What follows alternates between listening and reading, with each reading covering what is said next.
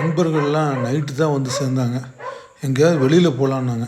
சரின்னு நம்ம கோபிச்செட்டிப்பாளையம் வாய்க்கால் பக்கம் வந்து மீன் பிடிக்க போகலான்னு சொல்லிட்டு ஒரு கோழி கறிக்கடையில் போயிட்டு கொஞ்சம் கோழி குடல் வாங்கிட்டு போயிட்டு அது கொக்கியில் மாட்டி வந்து மீன் பிடிக்கலான்னு ஐடியாவில் வந்து கோழி கறிக்கடையில் வந்து கொஞ்சம் கோழி குடல் வாங்கிக்கிட்டோம்.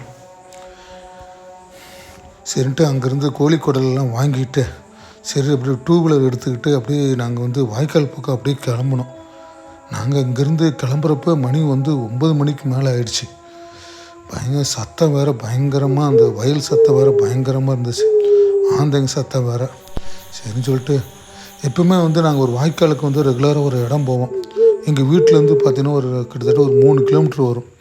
அந்நேரத்துக்கு அப்படியே 3 கிலோமீட்டர் தாண்டி தான் வந்து அந்த கோபிச்செட்டிப்பாளையம் வாய்க்கால் பக்கம் அப்படியே போய் டூ வீலர் எடுத்துகிட்டு சரின்னு சொல்லிட்டு இந்த மீன் பிடிக்க வந்து ரெடி ஆகணும். நல்லா லைட்டெல்லாம் கொண்டு போயிருந்தோம். சரி அந்த வாய்க்காக்கரை மேலே வந்து அந்த கோழி குடலெல்லாம் கொக்கியில் மாட்டி அப்படியே மீன் பிடிக்க ஆரம்பித்தோம். அது என்னடானா மீன்லாம் வந்து அந்த கோழி குடலை வந்து தின்னுட்டு போச்ச ஒழிய கையில் மாட்டவே இல்லை. ஒவ்வொரு டைம் வந்து இழுக்கிறப்ப மீன்லாம் அப்படியே அத்துக்கிட்டு போயிடுச்சு. சரின்னு கடைசியில் வந்து எப்படியாவது ஒரு மீனை பிடிச்சி தின்னுன்னு சொல்லிட்டு அங்கேயும் இங்கேயும் அப்படியே ட்ரை பண்ணோம்.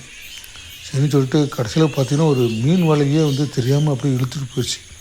சரி நாங்கள் வந்து புதுசாக நிறையா வலையெல்லாம் அப்படியே கொண்டு போயிருந்தோம். சரி நண்பர் என்ன பண்ணாருன்னா புதுசாக வந்து திருப்பி வலையெல்லாம் ரெடி பண்ணி அதில் வந்து அந்த கோழி குடலெல்லாம் மாட்டி திருப்பி வந்து ஒரு பாலத்து மேலே இருந்து தண்ணிக்குள்ளே அப்படியே போட்டார், வீசினார். சரி ஏதோ மீன் மாட்டிச்சேன்னு பார்த்துட்டு அவர் சந்தோஷப்பட்டு இழுத்தார். கடைசியில் பார்த்தீங்கன்னா அது வந்து ஒரு நண்டு தான் வந்து மாட்டிச்சு.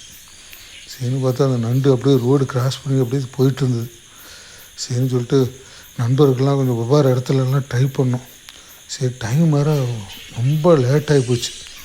இந்த வௌவால்கள் மரத்தில் பறக்கிற சத்தம் வேறு பயங்கரமாக வேறு கேட்டுகிட்டே இருந்தது. சரி நீ இருக்க வேண்டாம்னு சொல்லிவிட்டு அப்புறம் அங்கேருந்து வீட்டுக்கு கிளம்பி அப்படியே போயிட்டோம்.